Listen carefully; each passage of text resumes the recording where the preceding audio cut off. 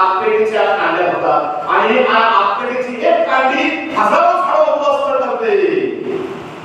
आपल्याला ती मॅचबॉक्सची कांडी म्हणायची नाही, आपल्याला एक झाड लावायचं आहे आणि त्या एका झाडाद्वारे आपल्याला ह्या निसर्गाचा समतोल हासरणारा समतोल आपल्याला वाचवायचा आहे. ह्या पुरुषाला सुद्धा झाडाची उपमा दिलेली आहे. ह्या झाडातून नवजीवन निर्माण झालेलं आहे. येशू ख्रिस्त पुरुषावरती नाही तर जीवनाच्या झाडावरती आपल्यासाठी टांगलेलं होतं. म्हणून जर आपण उत्पत्तीच्या पुस्तकात वाचलं तर जुना आदाम आणि जुनी देवा, परंतु आपण रोमकरास लिहिलेल्या पत्रात वाचलं तर नवीन आदाम आणि नवीन देवा आहे. नवीन आदाम आणि नवीन देवा येशू ख्रिस्त आहे. ह्या आदाम आणि एवेने आज्ञाभंग केला. ह्या आदाम आणि एवेने आज्ञा पाळली आणि गमावलेलं स्वर्ग आपल्याला परत मिळवून देण्यासाठी काही प्रयत्न केला. रोमकरास लिहिलेलं पत्र अध्याय 8 वचन 18 ते 23 मध्ये आता मरियेने किती केलंय आणि तेच आजचं शुभवर्तमान सांगत आहे. तिचा स्तोत्र गीत परमेश्वराला धन्यवाद देत आहे.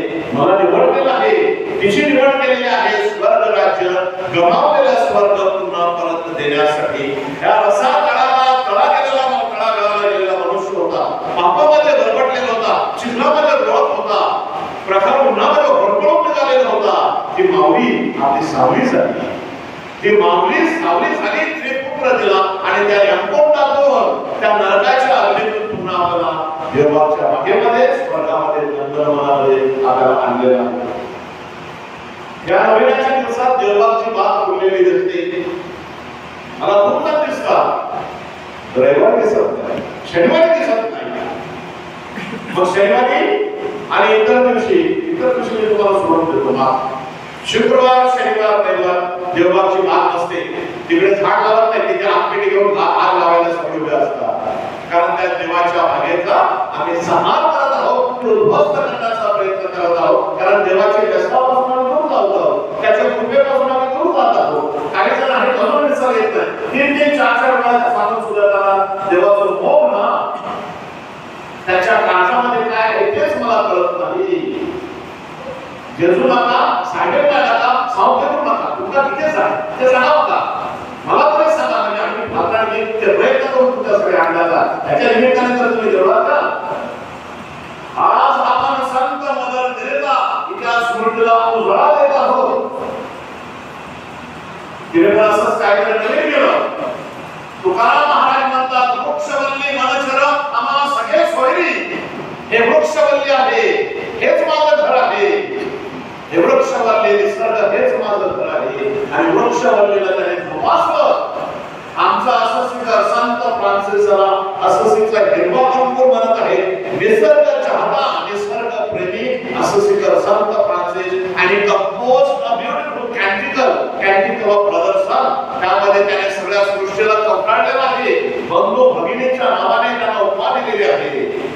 Glory to you, glory to you, glory to you for all creatures, most high almighty God. हे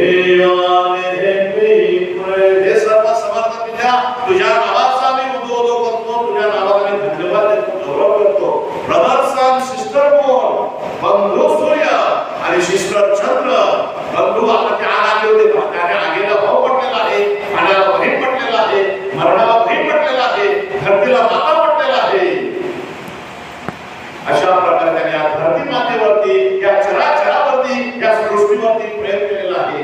सृष्टी सने विनाऱ्या जगदीश तुझी एक, असती अनेक नामे तुझे स्वरूप. या सृष्टीमध्ये आणि सृष्टीमध्ये निर्माण केलेला आहे ती परमेश्वराच्या मांगल्याची मूर्ती आहे. त्यामध्ये परमेश्वराचं रूप, स्वरूप आणि प्रतिरूप असं सिद्ध संत फ्रान्सिसने पाहिलं. आपण सुद्धा पाहायला पाहिजे. पुढे मदर तेरेसाला माणसामध्ये देव दिसला. आपण पण निसर्गाची कृती आहोत, परमेश्वराची कृती आहोत, रूप स्वरूप आणि प्रतिरूप आहोत. तुकारामाच्या शब्दात म्हणायचं झालं तर जे का रंगले गांजले त्याशी म्हणे जो आपुले तोची साधू ओळखावा, देव तिथेची जाणावा. मनुष्य तर निसर्गाची काळजी घेत नाही, का घेत नाही? कारण तो घरच्या माणसाचीच काळजी घेत नाही. वयोवृद्ध आई वडील आहेत, वृद्ध आहेत, अपंग आणि मेंटली रिटार्डेड जन्माला आलेले आहेत, त्यांना मदर तेरेसाच्या वेळेला रस्त्यावरच जीवन दिलेलं आहे आणि तिने त्याला आपलंसं केलं. ती म्हणते मला देवळात फक्त जेजू दिसत नाही तर मला रचलेल्या गांजलेल्या मध्ये सुद्धा जेजू दिसत आहे, म्हणून तुला मातेची उपमा दिलेली आहे. अशी माता आहे, धरती माता आहे, मरिया माता आहे, मदर तेरेसा आहे. आपण सगळे माता भगिनी आहोत. एकमेकांची काळजी घेण्यासाठी आम्हाला फक्त देवळातच देव दिसणार आहे का? रचल्या गांजलेल्या मध्ये, उपेक्षितामध्ये, गोर गरिबामध्ये, दिन दलितामध्ये आम्हाला देव दिसायला पाहिजे. त्यांची सुद्धा काळजी आहे. हे देवाने निर्मिलेलं आहे आणि ते देवाने निर्मिलेल्याचं काळजी घेणे, काळजीपूर्वक रक्षण करणे आपल्या सगळ्यांचं कर्तव्य आहे. माऊलीचा वाढदिवस साजरा करत आहोत. साहेबांचा वाढदिवस आपण 8 सप्टेंबरला साजरा करत असताना त्या दिवसाचं उच्चांक काय आहे? बालिका दिन. आज बालिकेची, मुलींची, स्त्रियांची काळजी घेणे सुद्धा काळाची गरज आहे. ते सुद्धा मांगल्याची गोष्ट आहे, परमेश्वराची प्रतिकृती आहे. म्हणून आजच्या दिवसाचा उच्चांक असा आहे, त्या महिन्याचा उच्चांक असा आहे, काळजी घेणे. आणि काळजी घेणे आपलं आद्य कर्तव्य आहे.